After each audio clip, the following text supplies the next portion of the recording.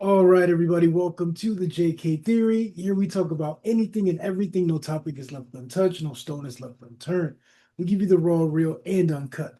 And before we get to it, I'm Jay, Okay. and this is the JK Theory. So, this is officially part two of our most recent podcast.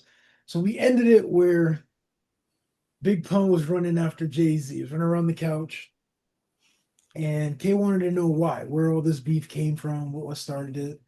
So pretty much it was all ego that started it. It was Joe. Fat Joe thought that Jay-Z was copying his style. Um, there's a song that Jay sampled, and Fat Joe was like, yo, you literally took my whole swagger. Like you took everything that I done. Like this ain't you. What are you doing? It was one of them songs on Reasonable Doubt. I can't remember which one, but I kind of see it where he kind of did take his style, but it wasn't exaggerated like Joe's making it out to be. At least I didn't think that. Um, there was never really a real beef with Pun, but Pun's gonna ride for him because that's his man. It's like this is who. If it wasn't for Fat Joe giving Pun the chance, he would still just be rhyming on the street, allegedly, right? So, Right. um, Pun took it personally. Pun would, make a lot of jabs here and there towards Jay. And then what fueled the fire, what changed everything, um, you heard the story of DJ Who Kid getting kidnapped by Pun, right? I've heard But, something like that. but do you know exactly why? I don't think they mentioned why. Mm-mm. Um, it wasn't because of a track, like a beat or whatever. It was because of Sauce Money. So Sauce Money was Jay-Z's boy. Sauce Money got a track. Now I've heard the track. I haven't heard it recently. I'm pretty sure it's on YouTube or whatever. Sauce Money dissed Pun like bad. Like he was saying he's gonna kill his kids and all that. Like he dissed him. So Mm. when this hit the street, it was on the DJ Who Kid mixtape, and it was everywhere. Everybody heard it. Well, back in those days, the Latin Kings were big in New York, um, and they backed Pun. And they were making fun of Pun, like, "Oh, how you gonna let this dude diss you?" and blah blah blah blah. You ain't gonna ride for him, and this, and that. So Pun was like, "All right, I got it." So Pun set up DJ Who Kid, pretending that he was a promoter and he was gonna pay him $1,000. Come meet me on such and such street. Matter of fact, Funk Master Flex is with me. Blah blah blah blah. And that's where the whole kidnapping came from. um, Pun told DJ Who Kid, and this is from DJ Who Kid's mouth, said that as soon as he got in there, Pun was like, "I want everybody out, just me and DJ Who Kid." Pun gave him props on how he was running the mixtape stuff, and he told him flat out, he's like, "Look, the Latin Kings is on me. I can't, be out here looking like no punk. I don't like that you're promoting this album or putting this on. So I need you to make sure that on your next mixtape you talking shit about Jay. You saying fuck Jay Z, fuck this, fuck that, blah blah blah." And Who Kid was like, "Dude, I'll say and do whatever you want. Just get me out this van. Like I ain't trying to be here. I'm not in it for this kind of stuff."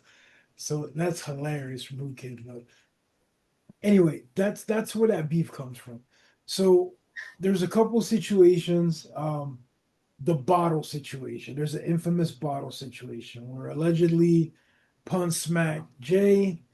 Now, I don't know who to believe on this.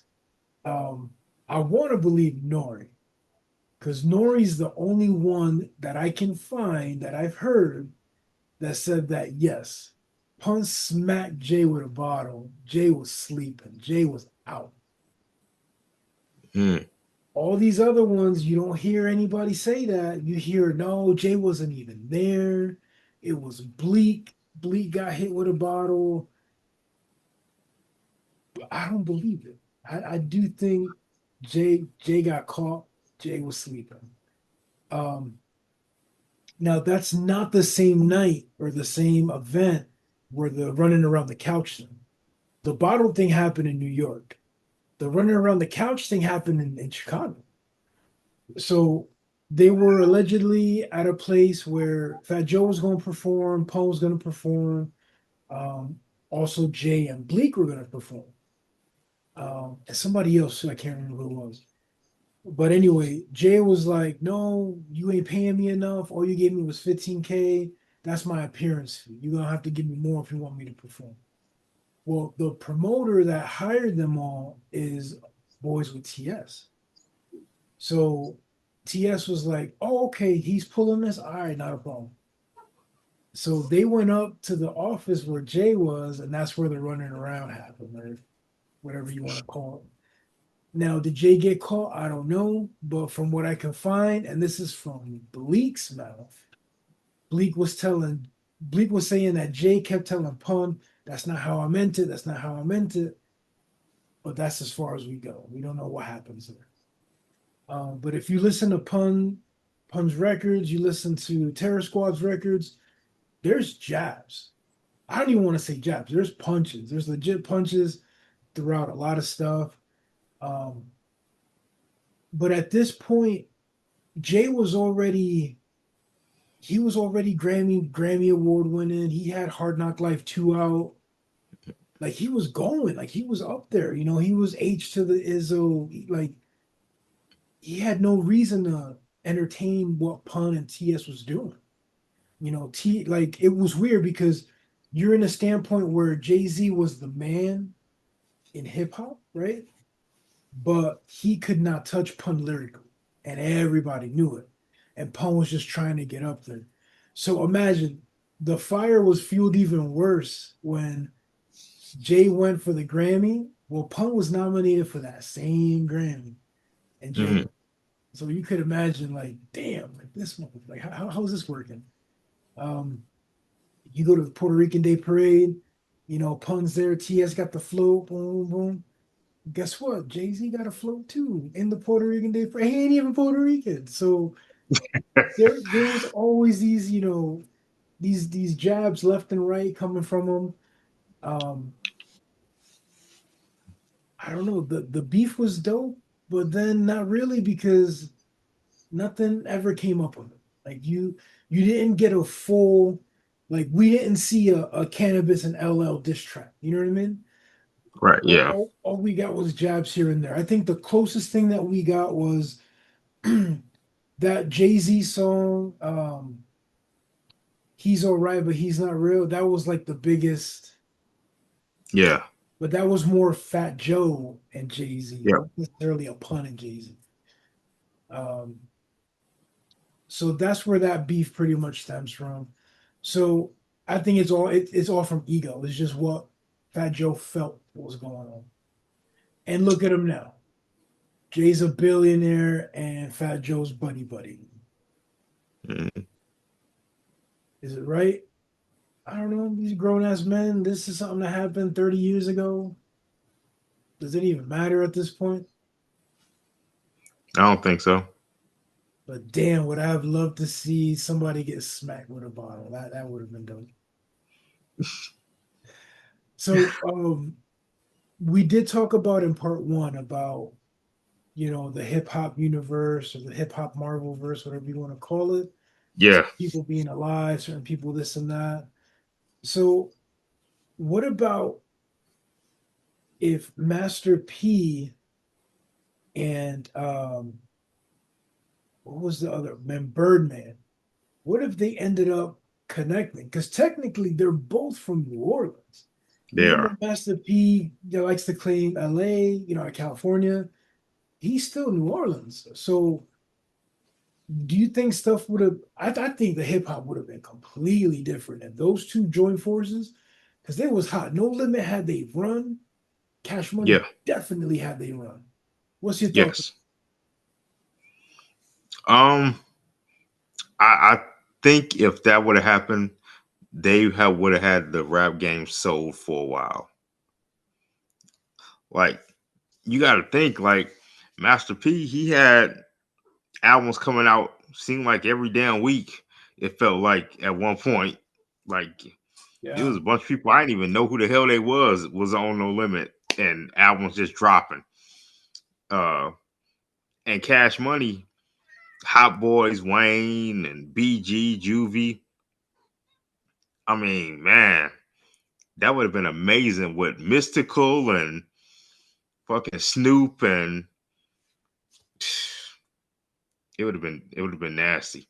And the beats that would have came out on that, oh my god, that would have been amazing. You know what's dope too? And I just thought about this. Like, put yourself in that No Limit Cash Money era. Hmm. You still had Ludacris hot as fuck out there. Yes. DMX hot as fuck out there. Jay Z Yeah. hot as fuck out there. Hmm. Like Def Jam was running shit. Rockefeller was stamped. Bad Boy was already official, but they was fizzing out. Like, damn, I don't think Bad Eminem. Boys had a thing though. Eminem was hot.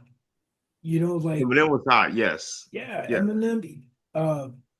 It was on the rise of 50 Cent. Yes. Like the Up in Smoke tour. I don't know if you remember those times. Like I that shit went. was popping. Like, come on. Like, Yeah. dude, music was amazing back then. It was. Everything was popping. So could you imagine all of them working together?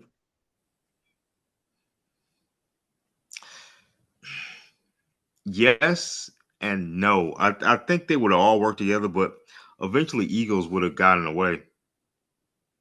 Do you think that's what happened to Def Jam? It was just too many artists in one label?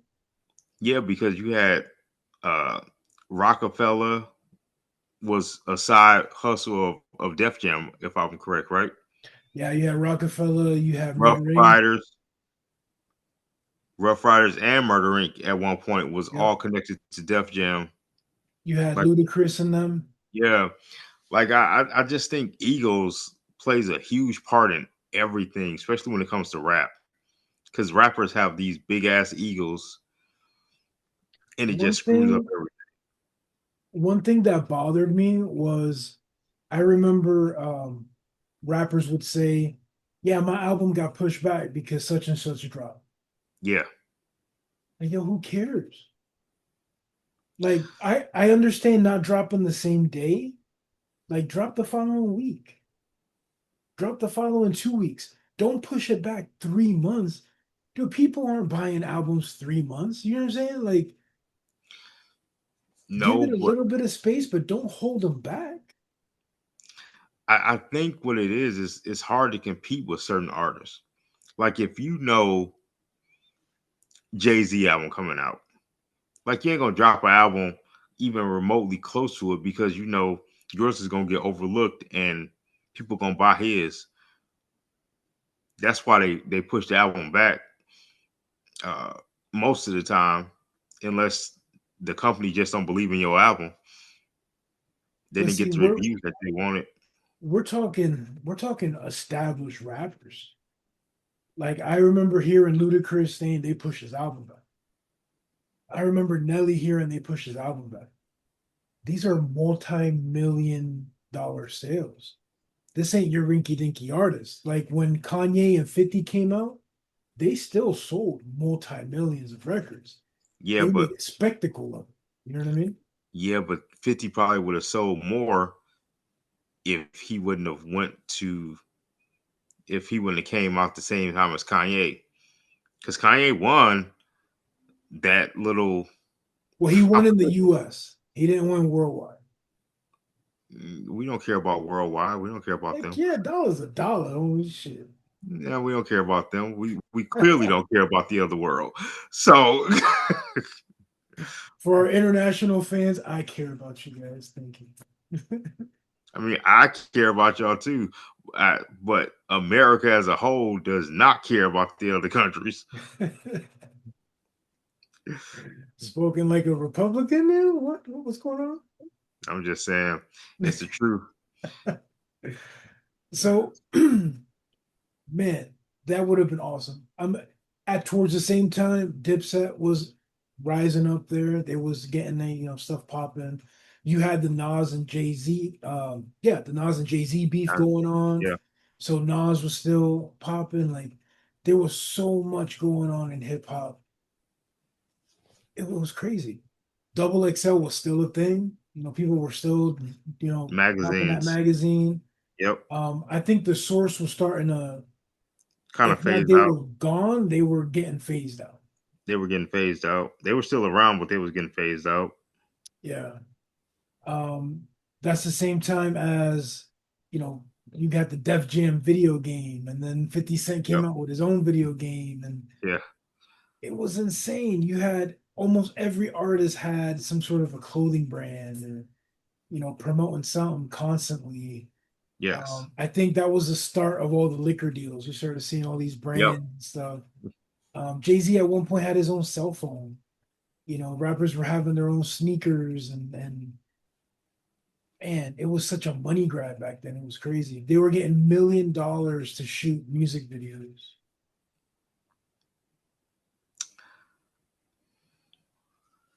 The good I old days. mean, Insane. it could have been. It could have continued to be great, but unfortunately, everybody started being like everybody else.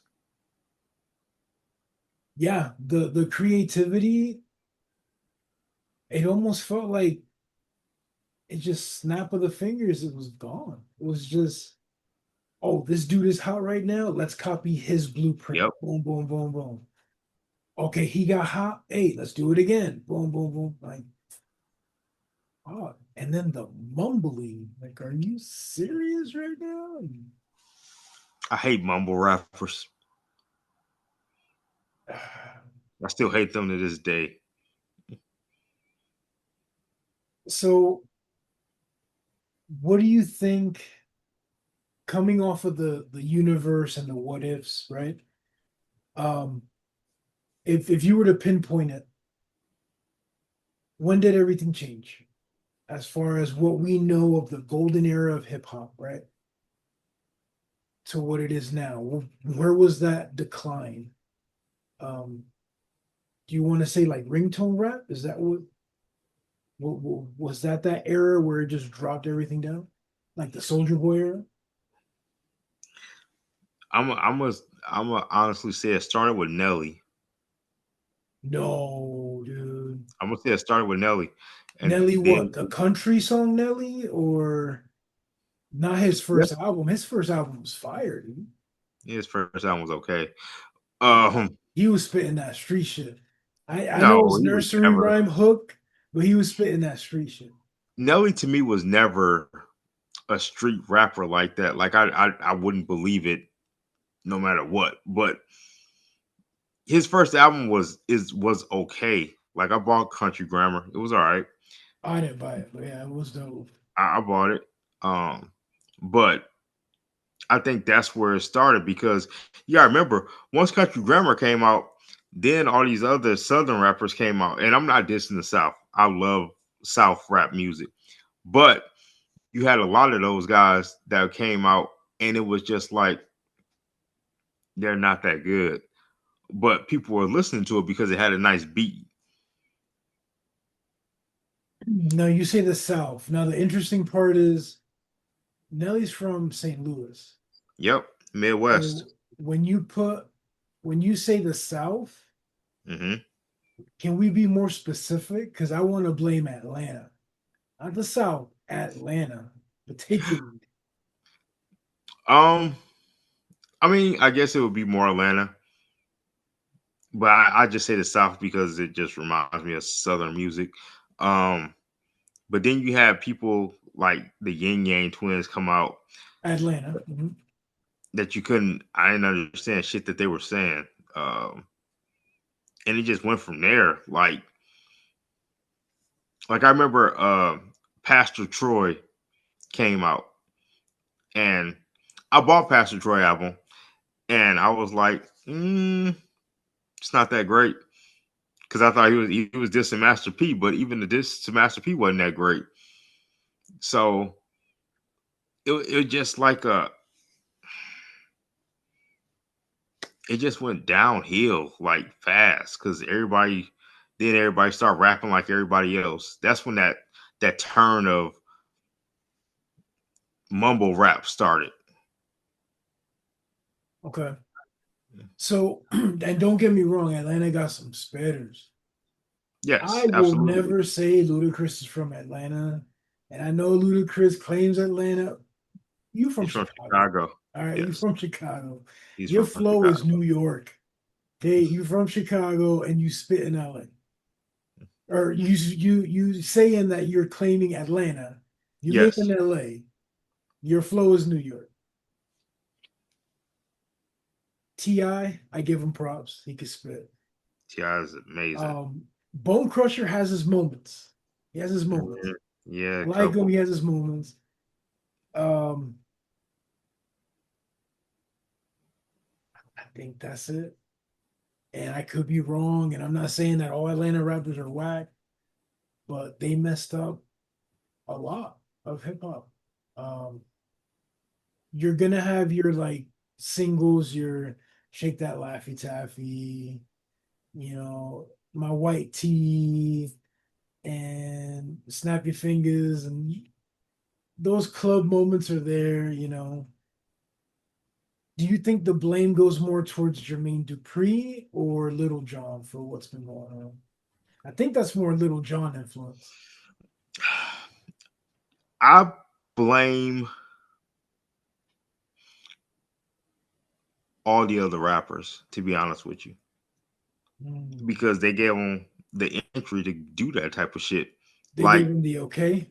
They gave yeah, him like reality is if they did that type of music and then everybody else started copying that type of music, I can't blame them because everybody else did it. You know what I'm saying? Like New York rappers were supposed to stick to doing what New York rappers do. LA rappers were supposed to stick to what LA rappers do. And everybody would start doing one trend of music following everybody else, forgetting who they really was and what brought them to the table. So I blame everybody else because they allowed it. Like, But how you gonna stop it? Like New York can't stop what LA's doing. LA can't stop what New York's but doing. you ain't got to follow the trend. So who was copying what Everybody Atlanta was copy. doing? Everybody was copying the same type of shit. Once you start doing the producers, getting the same producer that was producing that type of music, and you pretty much doing that type of rap now because you think it's hot and popular, like that's your fault as well. When people But start doing the fucking auto tunes, like everybody in mama was doing auto tunes. Why? what New York rapper was copying Atlanta? I don't listen to New York rappers like that, but there were some that were still doing things like those type of rappers. They were still copying that type of rap, and they still co-signed it. All the rappers co-signed it. You think if Pac and Big was alive, they would have co-signed that type of stuff? Uh, No, no. But because everybody want but to be buddy buddy and kiss ass and do you be think a friendly, feature is a cosign? yes, it's absolutely a cosign. So okay, so I can think of a song with Bone Crusher, Ti, Cameron. That Jada shit was Kiss. dope, but that song was very New York. That I ain't never scared is the song you're talking about, but Yeah, that's not really the and it is mumble rap I different. was. It's ATL, but it's different because there's if you don't give a damn, we don't give up. You know what I mean? Like that song was different. That was still ATL, but it was a different moment. Yeah, but you gotta think like when you jump on all these remixes, like the Whisper song and all that type of stuff, you're still doing that, and then you put songs on your album that's copying that type of stuff. The bubblegum raps, the I remember Snoop had a couple songs that were I was just like, wow, I'm not even gonna get on Snoop, but but you see what I'm saying? Like it was just one of those things where everybody started doing everything like everybody else and following this type of trend. And Everybody just got lost in the circle, You in know, the there's something I shuffle. noticed too was and I blame Ebro for this, and there's many videos out there that you'll see people blame Ebro. Even 50 Cent will blame Ebro, and because he was the program director, so it was his job to play the music. There was a time you would put Hot 97, because I used to listen to him on the website, hot97.com. You can do a live feed. It's nothing but Atlanta music. Like, what are you doing? Yeah, New but York is the mecca of hip hop, and you playing nothing but ATL music 24/7? because New That's York why rappers people wasn't hot right waited. then. That's why people waited for Flex, and people waited for K Slay, and people waited for, Drewski to get the real hip hop out there. But see, the thing I don't like about New York radio station is New York radio stations didn't play real rap besides New York rap for the longest of time. Like that was one of the biggest problems. Like West Side Connection had the number one single in the fucking world, and New York wouldn't play it. Like they wouldn't play a Tupac like I that. agree. I don't think I Yeah, ever heard a West Coast song, a New York radio station. Um, exactly. I remember Like they had their reggae time. They had their time slots for stuff. But no, they were not playing West Coast stuff.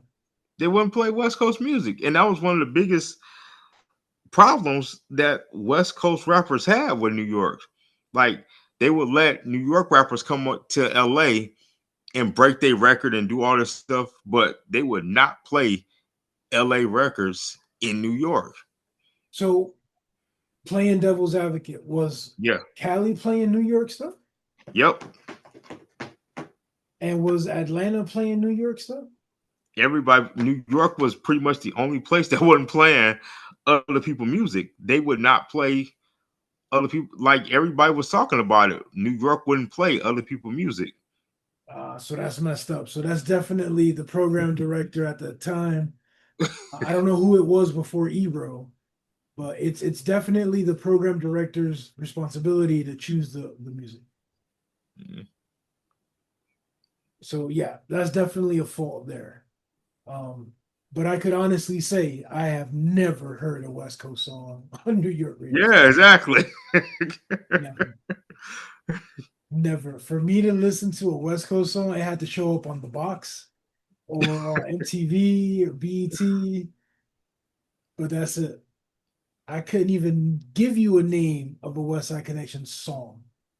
Right, exactly. Exactly. That's crazy.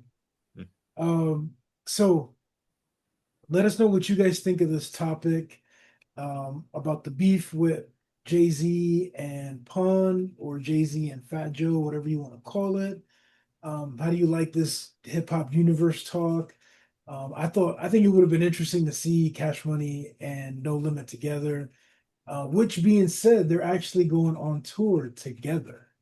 They So are, yes. yeah, that's Yes. that's that's pretty dope, pretty amazing. But damn, fellas, y'all had to wait almost 30 years to reunite in Kumbaya, but never late is better. But whatever. Better late Better than late than never. yeah, but never late is better. So let us know what you think. Hit us up on our email, budjktheory@gmail.com. And until next time, I'm Jay, Okay. and this is the JK Theory. Peace. Peace.